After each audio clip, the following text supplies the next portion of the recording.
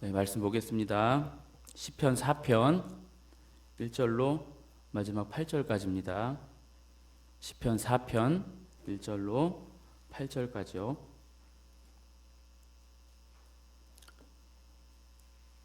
찾으신 줄 알고 합독하겠습니다. 내 의의 하나님이여, 내가 부를 때에 응답하소서. 곤란 중에 나를 너그럽게 하셨사오니 내게 은혜를 베푸사 나의 기도를 들으소서. 인생들아, 어느 때까지 나의 영광을 바꾸어 욕되게 하며 헛된 일을 좋아하고 거짓을 구하려는가? 여호와께서 자기를 위하여 경건한 자를 택하신 줄 너희가 알지어다. 내가 그를 부를 때에 여호와께서 들으시리로다. 너희는 떨며 범죄하지 말지어다. 자리에 누워 심중에 말하고 잠잠할지어다. 의의 제사를 드리고 여호와를 의지할지어다. 여러 사람의 말이 우리에게 선을 보일 자 누구냐 하오니, 여호와여, 주의 얼굴을 들어 우리에게 비추소서. 주께서 내 마음에 두신 기쁨은 그들의 곡식과 새 포도주가 풍성할 때보다 더하니이다. 내가 평안히 눕고 자기도 하리니 나를 안전히 살게 하시는 이는 오직 여호와이시니이다. 아멘.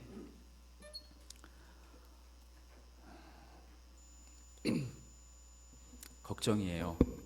제가 또 수면제를 드리는 게 아니가 될지. 네. 시편 3편의 내용을 기억하십니까? 시편 3편은 다윗이 자신의 아들 압살롬에게 쫓길 때 지은 시라고 되어 있죠. 지난 시간 우리가 살펴봤지만 그 배경은 지금 다윗이 압살롬과 압살롬을 따르는 자들에게 쫓기는 이것뿐 아니라 이 일에 앞서 암논이 다말을 범하고 그 암논을 이 압살롬이 죽이고 도망가는 사건, 그리고 이 사건보다 더 앞에 있는 다윗이 밧세바를 범한 사건까지를 다 훑어야 하는 것입니다. 그러한 배경 전반에서 결국 다윗 그가 직면하고 있는 모든 위험과 위기, 어려움, 대적들은 왜 있는 것이라고 했죠? 그 본질적인 이유가 무엇입니까? 이러한 고난, 다윗의 고난, 이것이 왜 있는 것이냐 하면 다윗이 하나님께서 택한 하나님의 백성이요 성도요 구원받은 자이기 때문에 있는 것입니다.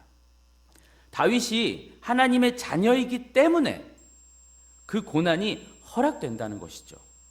이것이 본질적인 이유입니다. 왜냐하면 하나님은 죄인 다윗에게 한량없는 은혜를 베푸셨습니다. 그 은혜가 어떤 은혜인고 하니 인간의 말로는 다 형용할 수 없는 은혜요, 감히 측량할 수 없는 그런 은혜이며, 이 은혜는 다윗이 그 은혜를 알기도 전에, 또 다윗이 요구하기도 전에 부어졌던 은혜입니다. 이 은혜를 좀 더 설명하자고 하면 예컨대 이런 것이죠. 목동, 천하디 천한 그 목동, 있으나 마나한 존재 목동이 어느 날 느닷없이 뭐가 돼버려요? 왕이 돼버린다는 거죠. 그렇게 왕이 돼버리는 것과 같다 할 수 있겠습니다. 감히 상상할 수도 없는 그런 기적이죠. 목동이, 일개 목동이 왕이 된다는 거죠. 여러분, 다윗이 왕이 된 것, 하나님께서 다윗을 기름 부어 왕으로 삼으신 것, 이것은 우리에게 베풀어진 구원의 은혜를 이렇게 상징화하여 보여주는 것이에요. 우리 모두가 왕이라고 하셨잖아요. 베드로 사도도 그렇듯이 왕 같은 뭐라고요? 제사장이라고 그랬어요. 우리가 다 다윗과 같은 왕입니다.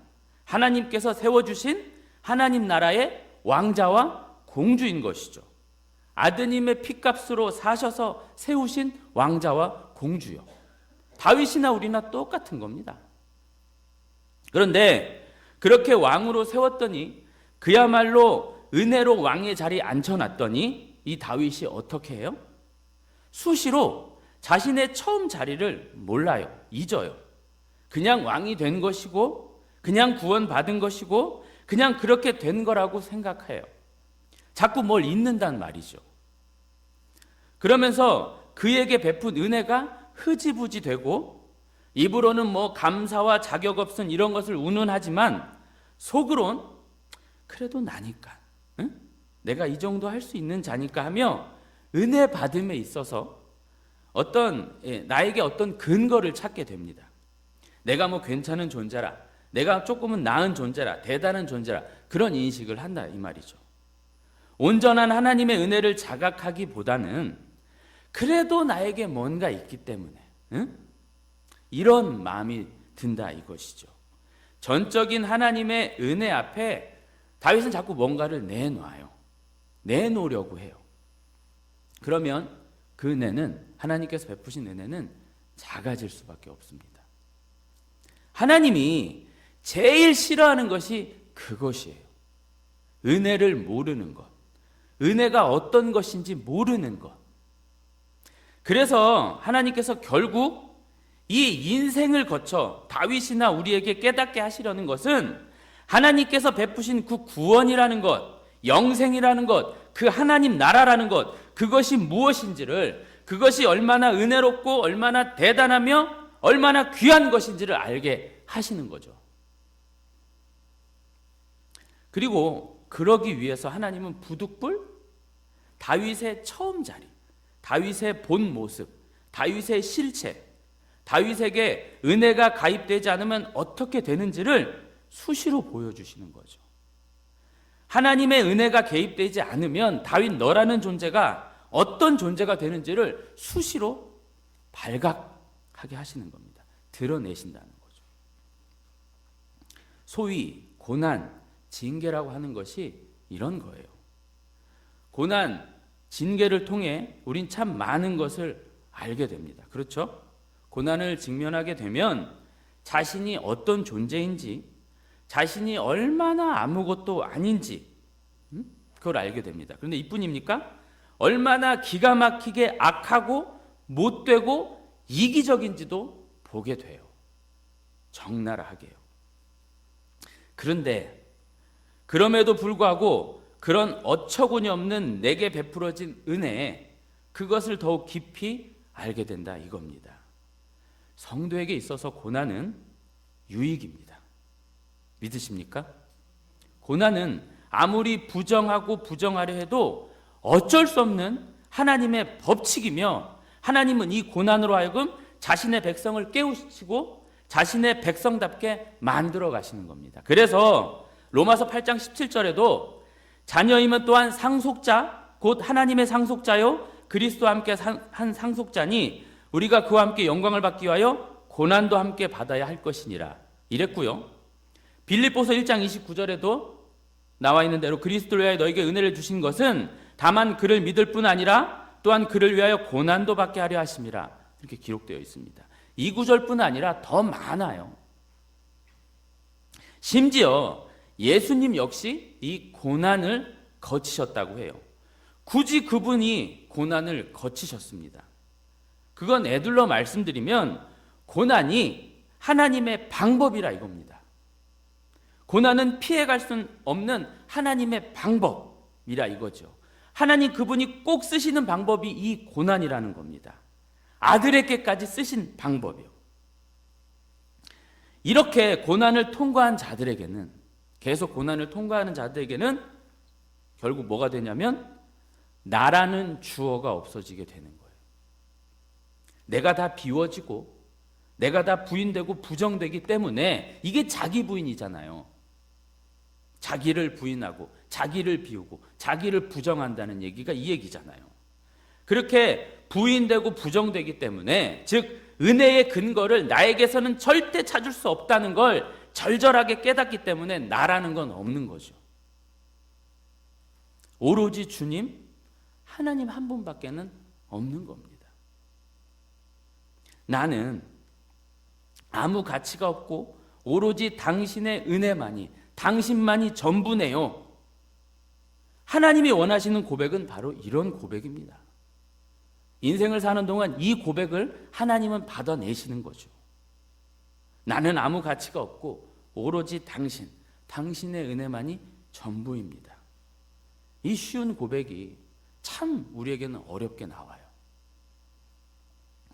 자, 오늘 4편 역시 3편의 연속으로서 이제 미리 말씀드리고 가야 할 것은, 제가 시편을 공부하면서 참 기가 막힌 것은 시편은 안 그럴 줄 알았어요. 뭐냐면 한 개 한 개 그 시편이 어떤 독립적인 성격을 가질 것이라는 그런 막연한 이해가 있었거든요. 근데 그러니까 시편은 좀 어떤 연결성이나 연관성이 좀 떨어질 것이다. 한편 한편 독립적인 어떤 그런 내용이 있을 것이다. 그랬는데 안 그렇더라고요. 이 시편 역시도 각 시편들이 연결되어 있더라고요. 그래서 자꾸 앞편을 보게 되고 앞편과의 연관성을 따지게 되고, 오늘 4편도요 멀게는 시편 2편과 참 가깝고요, 가깝게는 시편 3편, 앞선 3편과 많은 연관성이 있어요. 2편, 3편, 4편이 서로 유사한 구절들이 많아요. 5편도 마찬가지일 겁니다. 보시면 시편 4편, 오늘 본문은 내 의의 하나님이여 라고 부르면서 기도를 하고 있는데, 사실 무엇을 구하는지 언뜻 보기에는 모르겠어요. 애둘러서 시인이 고난을 벗어나게 해주세요, 이 문제 좀 해결하게 해주세요, 이런 건 아닙니다. 시인인 다윗은 알아요. 고난이 꼭 필요하다는 걸 알아요. 그렇기 때문에 고난 비켜가게 해주세요, 이건 아니라 이 얘기죠.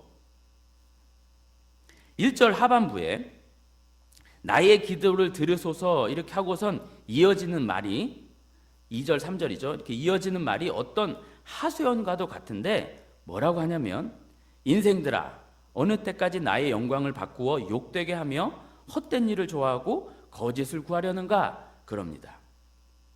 자, 나의 영광이라고 그랬어요. 나의 영광이 뭐죠? 여러분, 다윗의 영광이 뭡니까?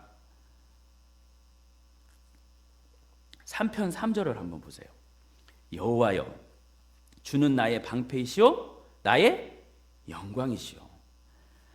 여호와가 나의 영광이라고 그랬네요. 그러니까 여기서 다윗의 영광은 여호와, 그분이라는 겁니다. 그리고 그 뒤에 헛된 일을 좋아하고 거짓을 구하려는가, 요 대목은 2편, 시편 2편 1절과 2절의 내용입니다.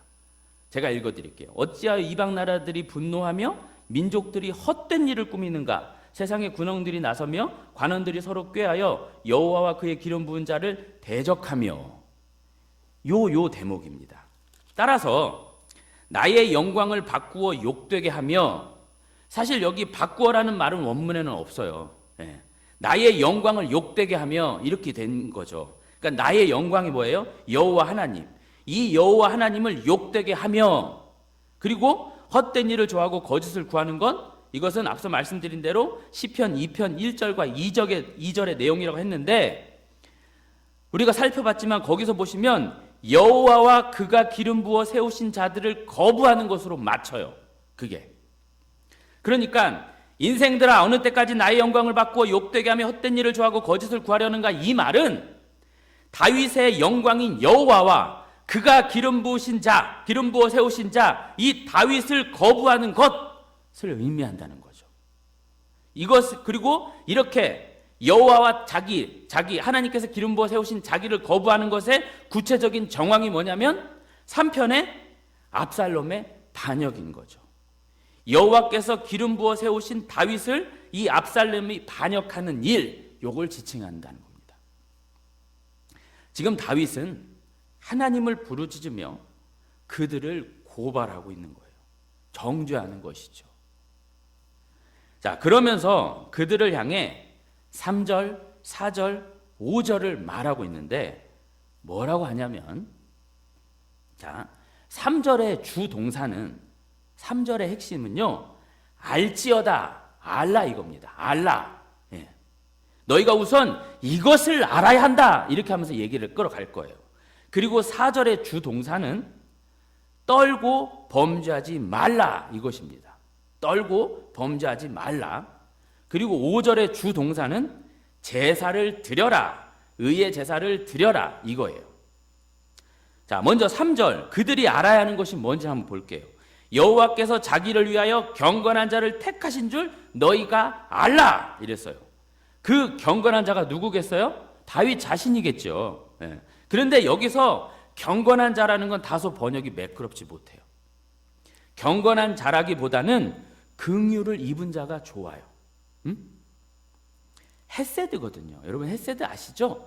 하나님의 사랑, 애끓는 사랑, 긍휼, 그게 헤세드잖아요. 헤세드라는 말이 써 있어요. 경건한 자라고 해도 사실 의미상 틀리지는 않지만 그것보다는 더 우리 마음에 와닿는 직설적 표현은 헤세드, 긍휼, 하나님의 애끓는 사랑, 그것을 입은 자, 이게 좋겠죠. 네. 그런데 방점은 그것보다는 자기를 위하여입니다. 경건한 자라기보다는 그 경건한 자를 하나님이 자신을 위하여 세웠다, 이런 거죠.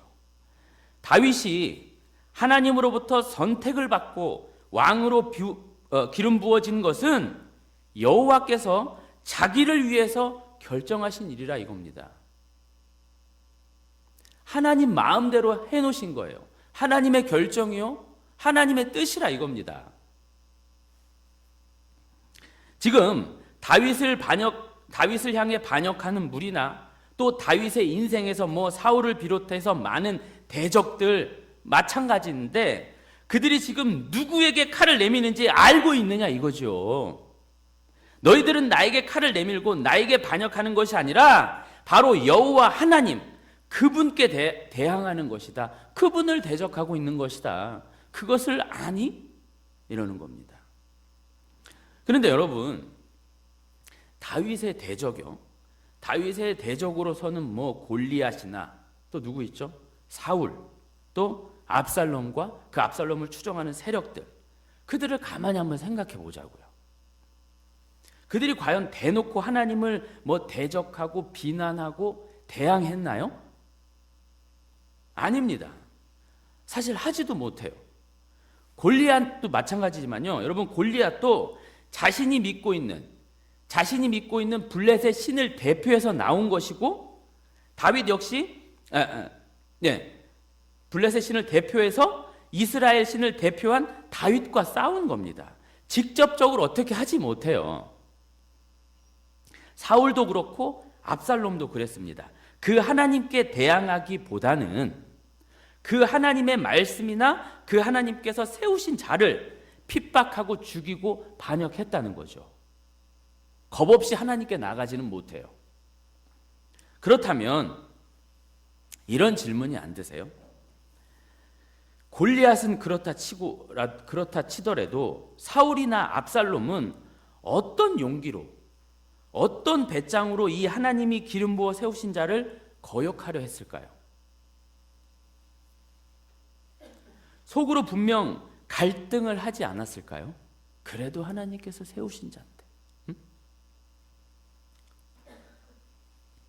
어떻게 그렇게 대범하고 대담하고 용기가 있었을까요?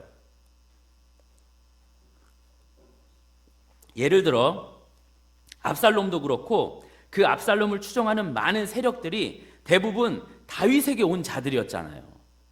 다윗을 알고 있었단 말이죠. 그런데 어떻게 그렇게 쉽게 압살롬의 진영으로 넘어갔냐 이겁니다. 고민 안 해보셨어요? 그들이 아무런 근거나 이유나 사정 없이 그냥 무턱대고 압살롬에게 넘어갈 것일까요? 아니겠죠. 뭔가 있었어요. 근데 그게 뭐냐 이겁니다. 소도 뭐가 있어야 돼요? 비빌 언덕이 있어야 비빌 거 아닙니까? 그들에게도 뭐가 있었으니까 그런 천인공노한 짓들을 하지 않았겠냐 이겁니다. 무엇일까요? 그들은요, 하나님의 역사를 보는 눈이 없었습니다. 자신들의 눈에 비치는 대로 많은 사람들이 몰리는 대로 그렇게 갔을 뿐이에요. 그런 흐름 속에서 다윗이 고난받고 있는, 막 쫓기고 내몰리는 그런 흐름 상황 속에서 하나님께서 다윗을 버린 것이구나, 그래 다윗은 이제 끝난 거야, 이렇게 생각하면서 줄서기, 대세 이런 거를 따라 이제 움직였을 겁니다. 사울에게 있어서, 또 사울의 추종 세력에게 있어서 다윗 어떤 자였어요? 보잘것없는 자였어요.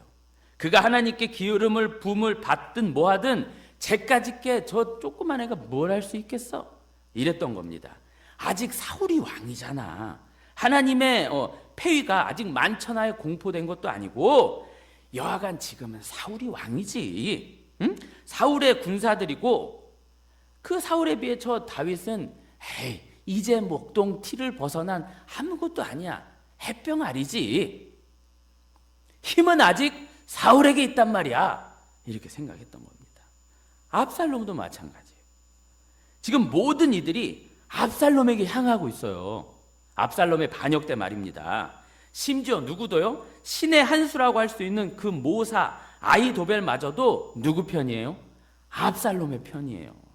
그뿐입니까?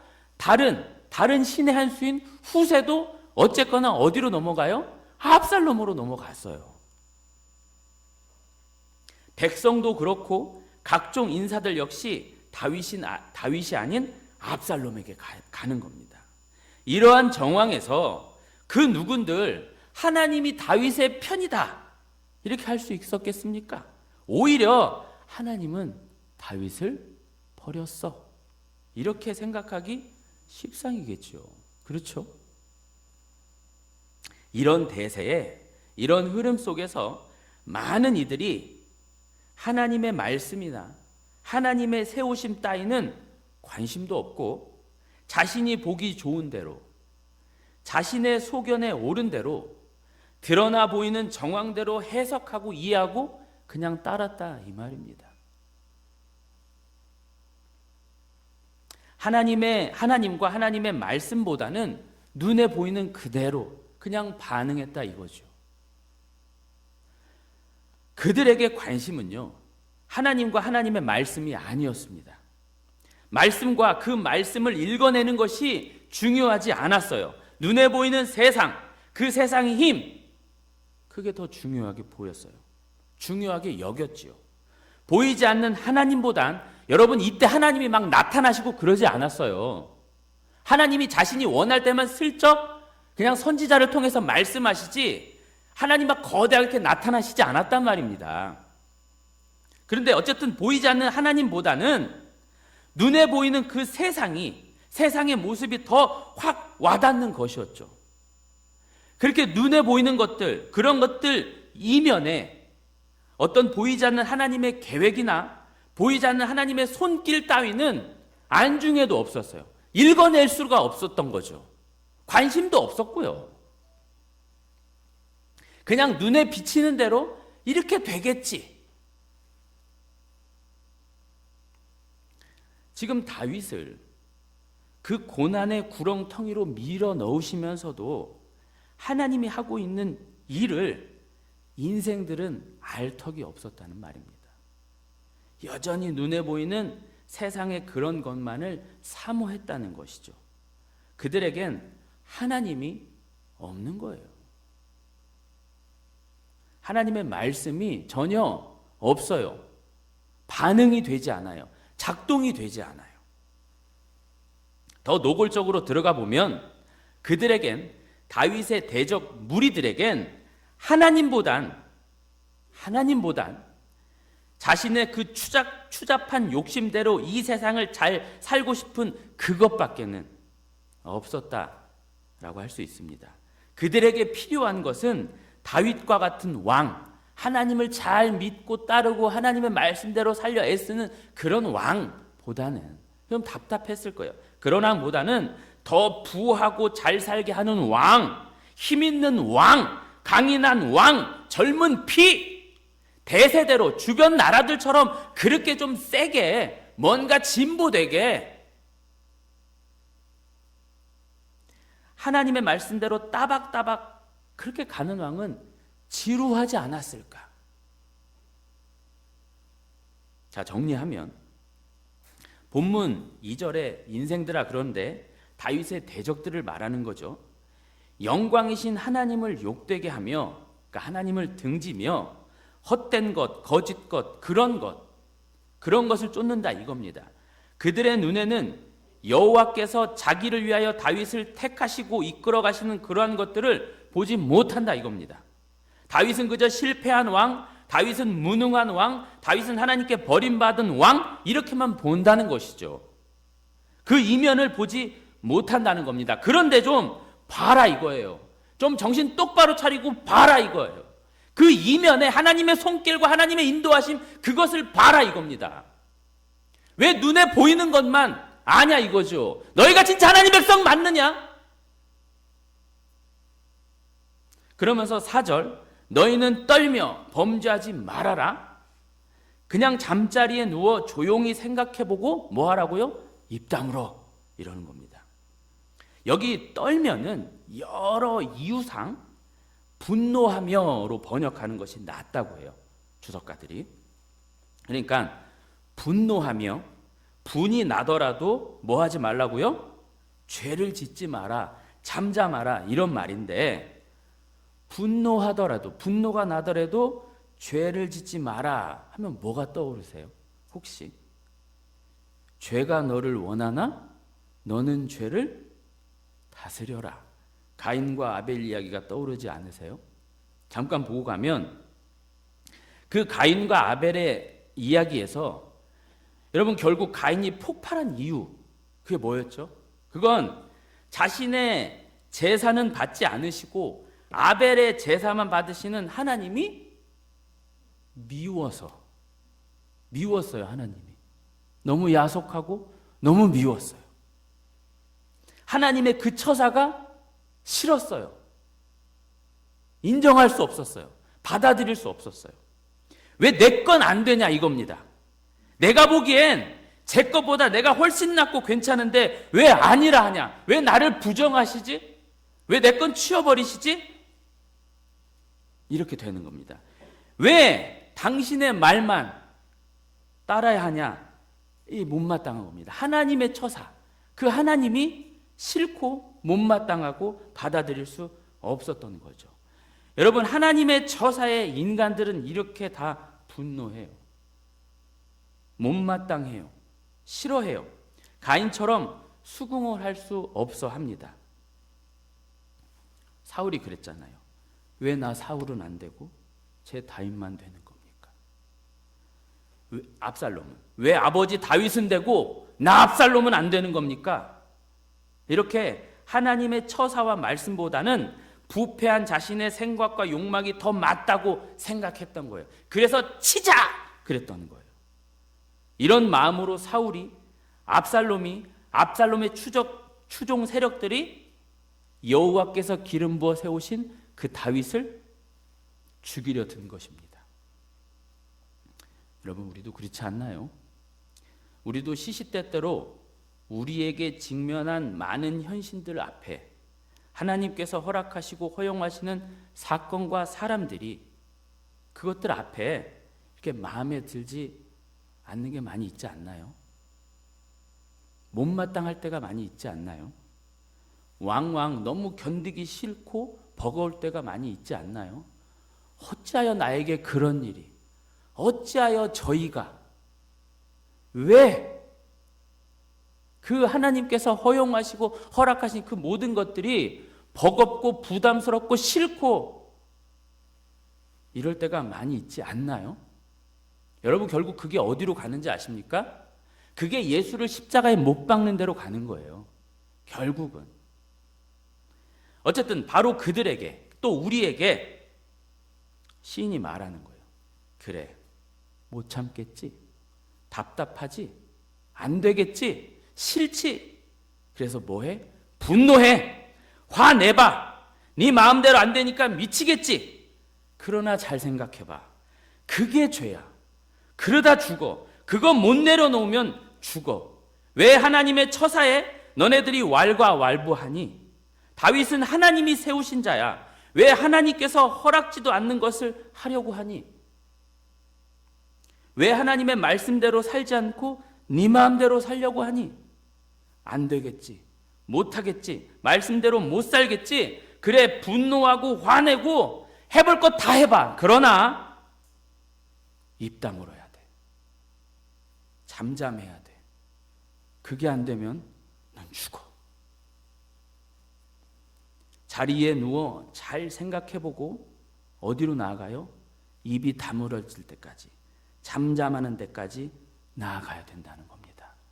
내가 죄인 맞구나.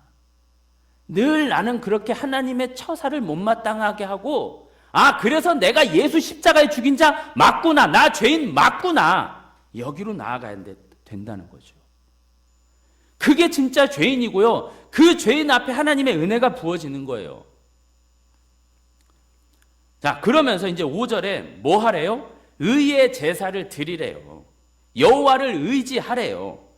그러니까요, 4절은 자신의 죄, 완악하고 불순종하는 어리석은 자신의 그런 모습에 진저리를 치면서도 잠잠하도록 무던히 애쓰라는 일종의 소극적인 그런 모습이라면, 5절은요 적극적으로 의의 제사를 드리라는 거예요.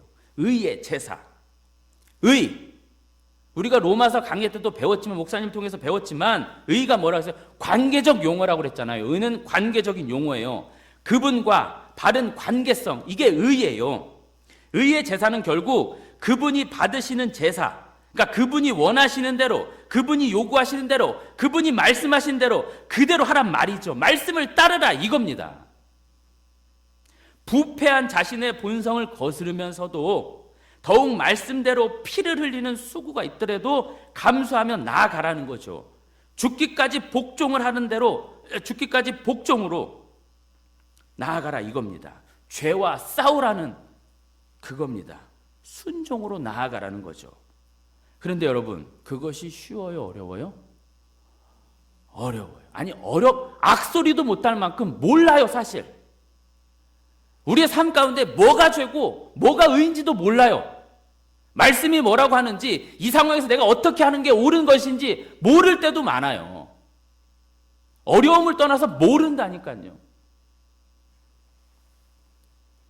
안 돼요. 그래서 뭐 하라고요? 여호와를 의지하라. 여호와를 붙들어라 이겁니다. 예수님이 하나님께 의의 제사를 드리셨어요. 하나님이 받으시는 제사는요, 사실 예수님의 그 제사밖에 없어요. 어떤 제사요? 십자가의 제사. 하나님을 충족시키고 만족시키는 제사는 십자가의 그 제사밖에 없어요. 히브리서가 그런 말 하잖아요. 구약의 그 모든 제사는 뭐라고요? 모형이다. 그걸로는, 그 황소의 피로는 단 일시적이지 않냐. 영원히 영단번에 하는 건 십자가 그것밖에 없다. 이 얘기였잖아요. 하나님을 충족시키는 제사는 십자가 그 제사밖에 없는 겁니다. 우리 모두는 그리로 나아가는 거예요. 십자가의 피공로, 그것만 의지하는 겁니다. 죄로 가득한 나의 모습에 늘 허탈하면서도 뻔뻔스럽게, 그래서 전 예수님밖에 없네요. 날 위해 당신께서 피 흘리지 않으셨다면 정말 어쩔 뻔했습니까? 이리로 이렇게 나약하게 의존하는 모습으로 가야 된다 이겁니다. 그런데 6절에 보면 이런 말이 있어요. 우리에게 선을 보일 자 누구냐? 무슨 말일까요?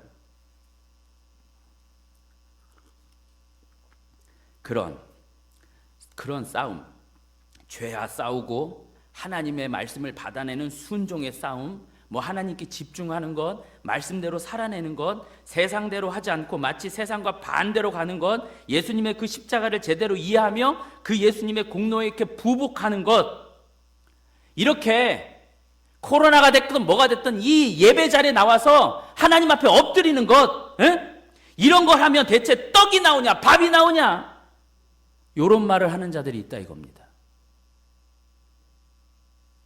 그런 거에서 뭐 좋은 게 있냐 이거죠. 지금 세상이 어떤 세상인데, 다윗 너 정신 차려. 지금 압살롬이 말이야, 아히도벨이 말이야, 근데 너 지금 여기서 지금 뭐 하는 거야? 하나님 너 버렸다니까. 이 친구가 참 세상 물정 모르고. 이런 자들이 있단 말이죠. 너 그렇게 하나님께 빈다고 해서, 여기 와서 예배 드린다고 해서 뭐가 나아져? 말씀대로 산 다윗이 지금 저 모양 저 꼴인데 무슨 선한 것, 무슨 좋은 것을 보겠냐 이 말입니다. 바로 그때에 다윗이 그렇게 말하는 자들 향해 뭐라고 해요?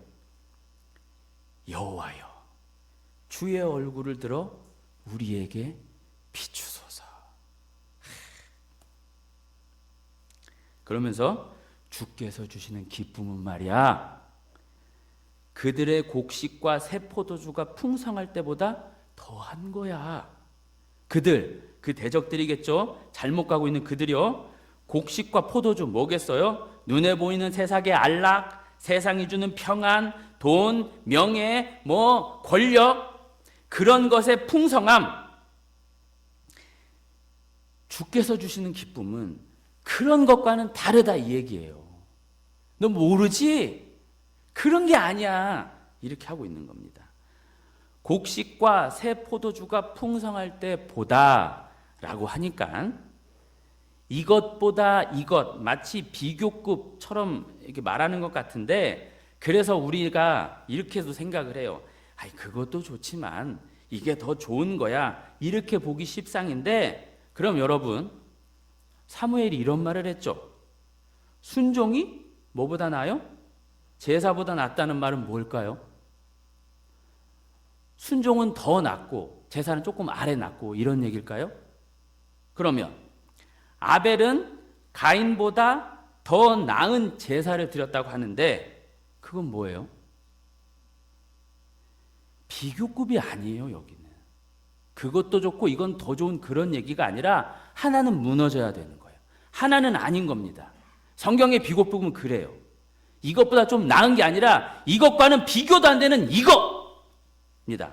가인의 제사보다 나은 아벨의 제사가 아니라 가인의 제사는 아니고 아벨의 제사라는 거죠.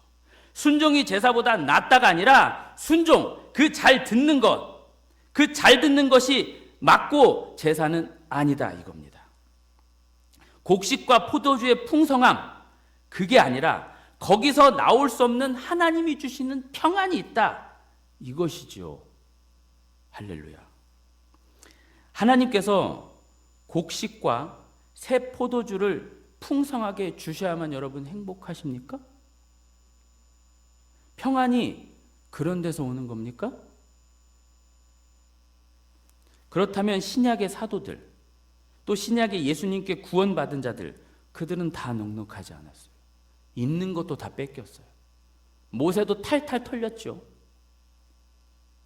논리적으로 안 맞잖아요. 하나님이 주시는 평안은 곡식과 새 포도주, 눈에 보이는 그런 것 속에서 나오는 것이 아니라 그런 것이 있거나 말거나예요. 그런 것이 있거나 말거나 상관없이 하나님께로부터 오는 것입니다.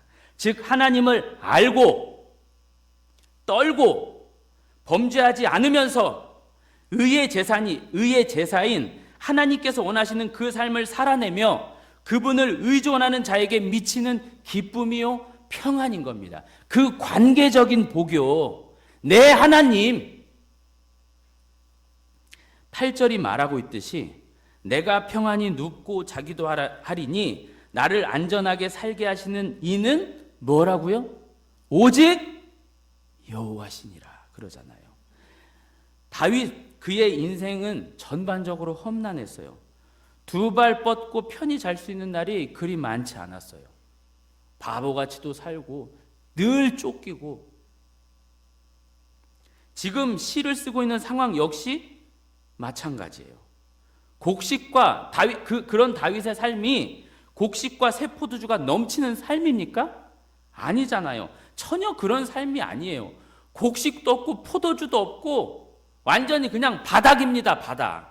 차라리 목동이었을 때가 나았을지도 몰라요. 뭐 한다고 하나님은 왕으로 세워놓고 그렇게 수시로 두들겨 패고 쫓겨다니게 하시고 건져주는 것도 한참 만에 건져주시고. 그런데 시편 3편에서도 그렇고 오늘 4편에서도 그렇고 어떻게 잔대요? 편히 잔대요. 그가 편히 잘 수 있는 근거 뭐예요? 여호와 그분입니다. 여호와 그분. 그분의 얼굴, 곡식과 세포도주 그것이 아니라 여호와 그분 자체로 나는 괜찮다. 네. 오늘 시편 4편의 핵심어는요, 의입니다. 의. 제가 다른 제목으로 했다가 결국 이제 의로 바꿨는데요. 1절에 어떻게 등장하냐면 의의 하나님이 등장하죠. 또 5절에 그분의 백성이 해야 되는 뭐가 등장해요? 의의 제사가 등장하는 거예요. 의, 그게 중요한 단어예요. 의란 앞서도 말씀드렸지만 관계적인 단어입니다. 의란 쉽게 말해서 무엇다운을 뜻하는 말로서 아버지는 뭐다워야 돼요? 아버지다워야 돼요. 자식은요, 자식다워야 되죠. 그게 의예요. 하나님 아버지는 하나님 아버지답게 그 다윗을 이끌어 가신다는 겁니다. 그 다윗이 아무리 실수하고 범죄하고 엉망이어도 이 하나님 아버지는 이 다윗을 절대 포기하지 않으시고 자신의 진정한 아들로 만드신다는 거예요. 다윗이 아무리 난장판 막장이다 할지라도 하나님은 절대 다윗을 버리지 않아요. 기어이 그를 하나님의 자녀, 당신의 백성으로 만들어내신단 말이에요. 그게 하나님이에요. 믿으세요? 아멘. 그 다윗이 아무리 실수하고 범죄하고 엉망이어도 하나님 아버지는 다윗을 포기하지 않으시고 자신의 진정한 아들로 만드세요. 그게 아버지 노릇이고 아버지 다움이고 그게 하나님의 의예요. 하나님 다움. 그럼 다윗은 어떻게 될까요? 자녀다워야겠죠. 그분의 자녀답게 어떻게 해요? 그분만 바라보는 겁니다. 아무리 어려운 상황, 힘든 상황, 세상의 소리, 재난, 코로나, 그 어떤 고난이라 할지라도 그분과 그분의 말씀에 귀 기울이며 쫓아가야 하는 겁니다. 다른 소리, 다른 것, 특히 뭘 조심해요? 곡식과 세포도주의 풍성함에 속아 넘어가면 안 된다는 거예요. 그분을, 그 신을 어루고 달래고 그분에게 빌어서 뭘 얻어내는 그게 아니죠. 그런 종교의 공식, 그걸 넘어가야 된다는 말입니다. 그게 아니라 그분을 알아가고 그분을 이해하고 그분을 사랑하고 그분을 따라갈 수 있어야 된다 이겁니다. 이것이 다윗의 의, 다윗의 그 자녀다움, 백성다움이라 이거죠. 자, 그런 자만 어떻게 돼요? 주의 얼굴의 그 광채를 알고 그런 자만 곡식과 새 포도주를 넘는 그런 것들은 줄 수 없는 평안을 누리는 겁니다. 알라, 떨며 범죄하지 말라, 의의 제사를 드려라. 그렇게 가는 자는 어떻게 돼요? 여호와께 주시는 평안이 온다가 아니라 이미 있는 자다. 그 평안이 있는 자가 그렇게 살아가는 겁니다. 그렇게 사시길 소망합니다. 자, 말씀을